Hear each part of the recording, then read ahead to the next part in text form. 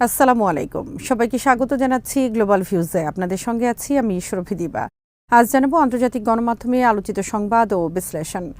একদিকে ইসরায়েলি বাহিনীর উপর হামলার তীব্রতা বেড়েছে, অন্যদিকে যুদ্ধ পরবর্তী গাজা শাসনের জন্য দুই স্তর বিশিষ্ট একটি রূপরেখা দিয়েছে হামাস। ফিলিস্তিনিদের সমর্থনে সিরিজ হামলা অব্যাহত রেখেছে হিজবুল্লাহ। যুদ্ধবিরতি নিয়ে চূড়ান্ত অনিশ্চয়তার মধ্যে তুর্কি প্রেসিডেন্টের সঙ্গে দীর্ঘ বৈঠক সেরেছেন হামাস প্রধান। এদিকে ইসরায়েলকে আবার কঠোর জবাবের হুমকি দিয়েছে ইরান। মার্কিন প্রতিনিধি পরিষদে ইসরায়েলের জন্য বিশাল সামরিক সহায়তা বিল পাশের দিনে যুক্তরাষ্ট্রের সঙ্গে সম্পর্ক ছিন্ন করার ইঙ্গিত দিয়েছেন ফিলিস্তিনি প্রেসিডেন্ট। নেতানিয়াহু বিরোধী বিক্ষোভে এখন উত্তাল ইসরায়েল। আল মায়াদিন জানিয়েছে, ফিলিস্তিনি প্রতিরোধ সংগঠনগুলো গাজা ইসরায়েলি বাহিনীর বিরুদ্ধে তীব্র লড়াই অব্যাহত রেখেছে। পাশাপাশি আশপাশের ইসরায়েলি বসতিগুলোকে লক্ষ্য করেও হামলা চালিয়ে যাচ্ছেন তারা। শনিবার মধ্য গাজার উত্তরে আল মোগারাকা এবং আল জাহরায় দখলদার বাহিনী এবং ফিলিস্তিনি যোদ্ধাদের মধ্যে তীব্র যুদ্ধ হয়েছে বলে জানিয়েছে ফিলিস্তিনি মিডিয়া। ইসরায়েলি মিডিয়া বলেছে, ফিলিস্তিনি যোদ্ধাদের হামলার পর শনিবার গাজা ইনভেলপের কিসুফিম বসতি ব্লকে দীর্ঘক্ষণ সাইরেন বাজানো হয়। ইসলামিক জিহাদের সামরিক শাখা আল কুদস ব্রিগেডস শনিবার গাজা সিটির দক্ষিণে নেতজারিম অক্ষে ইসরায়েলি সেনা সমাবেশ এবং তাদের গাড়িগুলোকে লক্ষ্য করে হেভি ক্যালিবারের মর্টার শেল ব্যারেজ ছোড়ার কথা ঘোষণা করেছে। আল আকসা মার্টাস ব্রিগেডস জানিয়েছে, তারা গাজা সিটির দক্ষিণ পূর্ব আল জাইতুন এলাকায় কয়েকটি ইসরায়েলি সেনা দল এবং তাদের সামরিক যানগুলোর উপর মর্টার হামলা চালিয়েছেন। গাজার উত্তরে সদেরত বসতিতে মিসাইল ব্যারেজ নিক্ষেপের কথাও জানিয়েছেন তারা। এদিকে হামাসের আল কাসাম ব্রিগেডস মধ্য গাজার দেইর আল বালার পূর্বে ইসরায়েলের একটি D9 সামরিক বুলডোজারকে আল ইয়াসিন শেলের মাধ্যমে আঘাত করার ফুটেজ প্রকাশ করেছে। ফিলিস্তিনি যোদ্ধাদের সমর্থনে শনিবার উত্তর ইসরায়েলে সিরিজ হামলা চালিয়েছে হিজবুল্লাহ। দক্ষিণ লেবাননে লাগাতার ইসরায়েলি হামলার মধ্যে হিজবুল্লাহ যোদ্ধাদের ছোড়া গোলা মেতুলা বসতিতে ইসরায়েলি সেনাদের ব্যবহার করা দুটি ভবনে আঘাত হানে। হানিতায় ইসরায়েলি মিলিটারি সাইটের গোয়েন্দা সরঞ্জামও ধ্বংস করেছে হিজবুল্লাহ। এদিন কফর সুবাহিলে রুয়েইসাদ আল আলম সামরিক অবস্থানের পাশাপাশি এর পাশের একটি ইসরায়েলি অ্যাসেম্বলি পয়েন্টে আর্টিলারি হামলা চালান তাদের যোদ্ধারা। আর্টিলারি হামলার জন্য একটি ব্যারেজ আঘাত হানে ইভেন মেনাচেম বসতির পূর্বে। দিনের অভিযানের অংশ হিসেবে হিজবুল্লাহর যোদ্ধারা রাহেব মিলিটারি সাইটের ইসরায়েলি গোয়েন্দা সরঞ্জামেও হামলা চালান। এদিকে আল জলিলের অনেক ইসরায়েলি বসতিতে দিনব্যাপী হামলার সাইরেন বাজানো হয় বলে জানিয়েছে ইসরায়েলি মিডিয়া।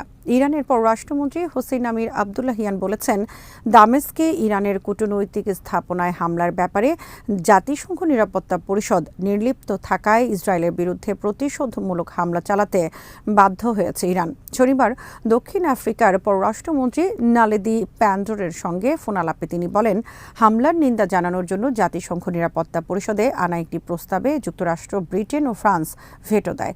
কয়েকদিন অপেক্ষার পর অবশেষে ইরান আত্মরক্ষার সহজাত ও বৈধ অধিকার চর্চা করে ইসরায়েলের দুটি সামরিক ঘাঁটিতে প্রতিশোধমূলক হামলা চালায়। আমির আবদুল্লাহিয়ান বলেন, হামলার পর ইরান যুক্তরাষ্ট্রসহ আন্তর্জাতিক সমাজকে জানিয়ে দেয়, যুদ্ধের বিস্তারের কোনো পরিকল্পনা তেহরানের নেই। তবে ইসরায়েল যদি ইরানের বিরুদ্ধে আবার কোনো পদক্ষেপ নেয় তাহলে আরও কঠোর জবাব দেওয়া হবে। ফোনালাপে গাজা ইসরায়েলি গণহত্যার বিরুদ্ধে আন্তর্জাতিক আদালতে অভিযোগ দায়ের করায় দক্ষিণ আফ্রিকার প্রশংসা করেন ইরানের পররাষ্ট্রমন্ত্রী।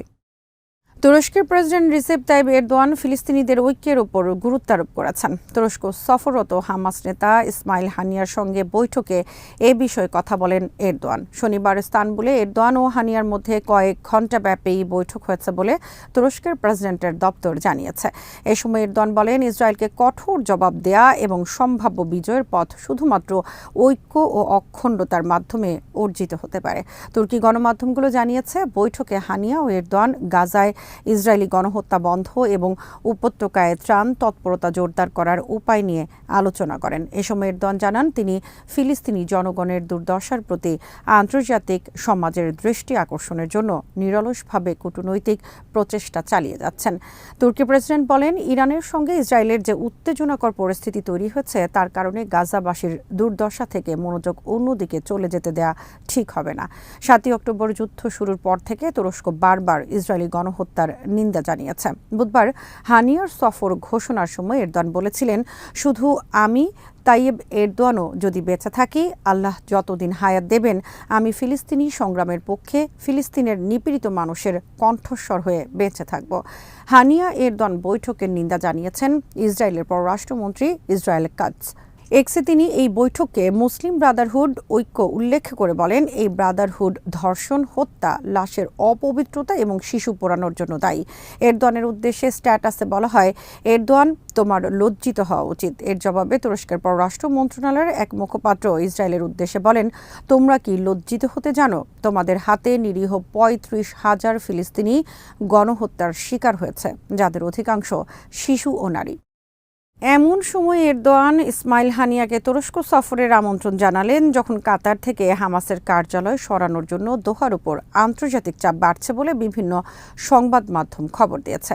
তবে হামাস ঘনিষ্ঠ এক ফিলিস্তিনি সূত্র আল মায়াদিনকে নিশ্চিত করেছে, কাতার ছেড়ে যাওয়ার জন্য হামাস নেতাদের উপর চাপ প্রয়োগ করা হয়েছে বলে বিদেশি ও আরব মিডিয়া যে খবর প্রচারিত হয়েছে তা সত্য নয়। হামাস নেতারা বসবাসের বিকল্প কোনো জায়গা খুঁজছেন না জানিয়ে সূত্র বলেছে, ইসরায়েলের সঙ্গে চুক্তির ক্ষেত্রে হামাস নেতারা যখন যুদ্ধের সমাপ্তি এবং গাজা থেকে ইসরায়েলি সেনা প্রত্যাহারের দাবিতে অনড় রয়েছেন, তখন এসব সংবাদ চাপ প্রয়োগের একটি কৌশল মাত্র। কোনো ধরনের চাপের মুখে হামাস তাদের দাবি থেকে সরবে না বলেও জানায় এই সূত্র। এদিকে তুরস্কের আনাদোলু এজেন্সিকে ইসমাইল হানিয়া বলেছেন, যুদ্ধ শেষ হলে গাজা অবশ্যই ফিলিস্তিনিদের মাধ্যমে শাসিত হবে। উপত্যকা শাসনের জন্য জাতীয় ঐক্য সরকারের কথা বলেছেন তিনি। হামাস প্রধান বলেন, গাজা প্রশাসনে আমরা একক কর্তৃত্বের ওপর জোর দিচ্ছি না, আমরা অংশীদারিত্বের ভিত্তিতে একটি জাতীয় সরকার গঠন করতে পারি। এটি আমাদের জাতীয় ইস্যু। গাজা কিংবা পশ্চিম তীরে আমরা দখলদার কিংবা অন্য কাউকে নাক গলাতে দেব না। 2 পর্যায়ে এটি বাস্তবায়নের কথা জানিয়ে ইসমাইল হানিয়া বলেন, প্রথম পর্যায়ে সব ফিলিস্তিনি গ্রুপকে নিয়ে প্যালেস্টাইন লিবারেশন অর্গানাইজেশন বা PLOর পুনর্গঠন করা হবে। এরপর দ্বিতীয় পর্যায়ে একটি জাতীয় সরকার গঠন করা হবে, যারা গাজা পুনর্গঠনের দায়িত্ব নেবেন এবং পশ্চিম তীর ও গাজার প্রতিষ্ঠানগুলোকে এক ছাদের নিচে একীভূত করবেন। তারাই প্রেসিডেন্ট, আইনসভা ও জাতীয় পরিষদ নির্বাচনের আয়োজন নিশ্চিত করবেন। ফিলিস্তিনি প্রেসিডেন্ট মাহমুদ আব্বাস হুমকি দিয়ে বলেছেন, যুক্তরাষ্ট্রের সঙ্গে দ্বিপক্ষীয় সম্পর্ক পুনর্বিবেচনা করবেন তারা। জাতিসংঘের সদস্য হতে ফিলিস্তিনের আবেদনে যুক্তরাষ্ট্র ভেটো দেওয়ার পর শনিবার ফিলিস্তিনি বার্তা সংস্থা ওয়াফাকে দেয়া এক সাক্ষাৎকারে তিনি এই হুমকি দেন। ফিলিস্তিনি প্রেসিডেন্ট বলেন, যুক্তরাষ্ট্র ফিলিস্তিনিদের অধিকারের পাশে আছে মনে হলেও তারা দখলদারদের সমর্থন দেওয়া অব্যাহত রেখেছেন। ইসরায়েলকে গণহত্যামূলক যুদ্ধ থামানোর আহ্বান জানাতে অস্বীকৃতি জানাচ্ছেন। ইসরায়েলকে অর্থ ও অস্ত্র দিচ্ছে দেশটি, যা দিয়ে আমাদের শিশুদের হত্যা করা হচ্ছে, ধ্বংস করা হচ্ছে আমাদের ঘরবাড়ি। আন্তর্জাতিক ফোরামে দেশটি আমাদের বিরুদ্ধে অবস্থান নিচ্ছে, যে অবস্থান এই অঞ্চলের নিরাপত্তা ও স্থিতিশীলতার পক্ষে যায় না। আব্বাস বলেন, এই অঞ্চলের শান্তি স্থাপনে ওয়াশিংটন 2 রাষ্ট্রভিত্তিক সমাধানের যে প্রতিশ্রুতি দিয়ে আসছিল তা থেকে তারা সরে গেছে। আল জাজিরা জানিয়েছে, ইসরায়েল ও ইউক্রেনকে সহায়তা দেওয়ার জন্য মার্কিন পার্লামেন্টের প্রতিনিধি পরিষদে বহুল আলোচিত বিল পাশ হয়েছে। শনিবার ভোটাভুটির পর এসব বিলে অনুমোদন দিয়েছেন মার্কিন আইন প্রণেতারা। ইসরায়েলের জন্য পাশ হওয়া বিলে দেশটিকে $26.4 বিলিয়ন সহায়তা দেওয়ার কথা বলা হয়েছে। এর আওতায় ইসরায়েলের আকাশ প্রতিরক্ষা ব্যবস্থা ঢেলে সাজানো সহ সামরিক ও মানবিক কার্যক্রমে সহায়তা করবে বাইডেন প্রশাসন। অন্যদিকে ইউক্রেনের জন্য পাশ হওয়া বিলটিতে দেশটিকে $60.8 বিলিয়ন সামরিক সহায়তা দেওয়ার কথা বলা হয়েছে। ভোটাভুটিতে বিলটির পক্ষে ভোট পড়েছে 311টি, বিপক্ষে 112টি। গাজায় শিশু, নারী সহ বেসামরিক জনগণের উপর নির্বিচার গণহত্যা চালানো ইসরায়েলকে সামরিক সহায়তা দেওয়া সংক্রান্ত বিল নিয়ে নানা মহলে সমালোচনা চলছিল। বিল দুটি বাস্তবায়নে এখন মার্কিন সিনেটের অনুমোদন প্রয়োজন। সেখানে বিল দুটি পাশ করার জন্য সিনেটরদের প্রতি আহ্বান জানিয়েছেন বাইডেন। রয়টার্স জানিয়েছে, নেতানিয়াহুর পদত্যাগ, নতুন নির্বাচন আয়োজন এবং বন্দীদের ফিরিয়ে আনতে দ্রুত ব্যবস্থা নেওয়ার দাবিতে শনিবার ইসরায়েলে রাস্তায় বিক্ষোভ করেছেন হাজার হাজার মানুষ। এমন সময় নিয়মিতভাবে এই বিক্ষোভ হচ্ছে যখন জনমত জরিপগুলো আভাস দিচ্ছে দুর্বল যুদ্ধ ব্যবস্থাপনার কারণে গাজায় হাঁটতে বসা নেতানিয়াহুর নেতৃত্বাধীন সরকারের জনপ্রিয়তায় ধস নেমেছে। তাছাড়া হামাস তাদের দাবিতে অনড় থাকা ইসরায়েলিদের মধ্যে হতাশাও বাড়ছে। জনমত জরিপগুলোতে বলা হচ্ছে, এখন ইসরায়েলি নির্বাচন হলে নেতানিয়াহু নিশ্চিতভাবে হেরে যাবেন। অন্যদিকে নেতানিয়াহু ক্ষমতায় থাকার চেষ্টায় যুদ্ধ দীর্ঘায়িত করে যাচ্ছেন এবং বলছেন যুদ্ধের মাঝখানে নির্বাচনে যাওয়া মানে হামাসকেই পুরস্কৃত করা। রয়টার্স বলেছে শনিবার তেল আবিবে বিক্ষোভ সমাবেশে যোগ দেওয়া অনেকে বলেছেন, আমরা সরকারের বিরুদ্ধে প্রতিবাদ করতে এসেছি। তারা আমাদেরকে মাসের পর মাস ধরে নিচে টেনে নিয়ে যাচ্ছেন।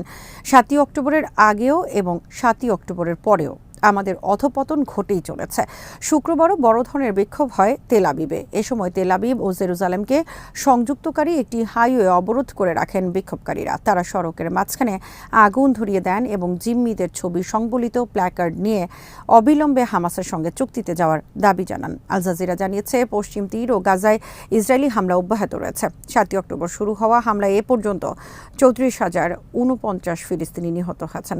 গাজার জরুরি সেবা সূত্র জানিয়েছে, খান ইউনিসের নাসের মেডিকেল কমপ্লেক্স থেকে ইসরায়েলি বাহিনী প্রত্যাহারের 2 সপ্তাহ পর শনিবার সেখানকার একটি গণকবর থেকে 50 জন ফিলিস্তিনির লাশ উদ্ধার করেছেন তারা। শনিবার রাফায় ইসরায়েলি হামলায় 6 শিশুসহ 8 ফিলিস্তিনি নিহত হন। এছাড়া পশ্চিম তীরের নূর শামস শরণার্থী শিবিরে ইসরায়েলি অভিযানে 14 জন ফিলিস্তিনি নিহত হয়েছেন। রাশিয়ার বিভিন্ন অঞ্চলে হামলা চালানোর জন্য ইউক্রেনে পাঠানো অন্তত 50টি ড্রোন গুলি করে ভূপাতিত করার ঘোষণা দিয়েছে মস্কো। তবে ভূপাতিত করতে না পারা ড্রোনের হামলায় একজন গর্ভবতী নারী সহ 3 জন নিহত হয়েছেন বলে জানা গেছে। রাশিয়ার প্রতিরক্ষা মন্ত্রণালয় শনিবার এক বিবৃতিতে জানিয়েছে, দেশটির 8টি অঞ্চলের আকাশে অনুপ্রবেশকারী 50টি ড্রোন গুলি করে নামানো হয়। এর মধ্যে ইউক্রেনের সীমান্তবর্তী বেলগরোদ অঞ্চলেই 26টি ড্রোন ভূপাতিত করা হয়েছে। বেলগরোদের গভর্নর ভিয়াচেস্লাভ গ্লাদকভ বলেছেন, তার অঞ্চলের একটি বাড়িতে ড্রোন হামলায় আগুন ধরে গেলে একজন নারী ও একজন পুরুষ নিহত হন। এছাড়াও সীমান্তের একেবারে কাছাকাছি এলাকার একটি গ্রামে একজন গর্ভবতী নারী নিহত হয়েছেন। এদিকে রুশ প্রতিরক্ষা মন্ত্রণালয় বলেছে, তাদের আকাশ প্রতিরক্ষা ব্যবস্থা ইউক্রেনের একটি সুখোই Su-29 যুদ্ধবিমানও গুলি করে নামিয়েছে। রাশিয়া এমন সময় ইউক্রেনের হামলা প্রতিহত করল যখন ইউক্রেন অস্ত্র ও গোলাবারুদের মারাত্মক অভাবে ভুগছে এবং দেশটিকে $60.8 বিলিয়ন সামরিক সহায়তা দেওয়ার একটি বিল পাশ করেছে মার্কিন প্রতিনিধি পরিষদ। আজ এখানেই শেষ করছি। সবাই ভালো থাকুন, সুস্থ থাকুন আর দেখতে থাকুন বিডি ভিউজ। চ্যানেলটি ভালো লাগলে সাবস্ক্রাইব করুন, সংযুক্ত থাকুন আমাদের ফেসবুক পেজে। আল্লাহ হাফেজ।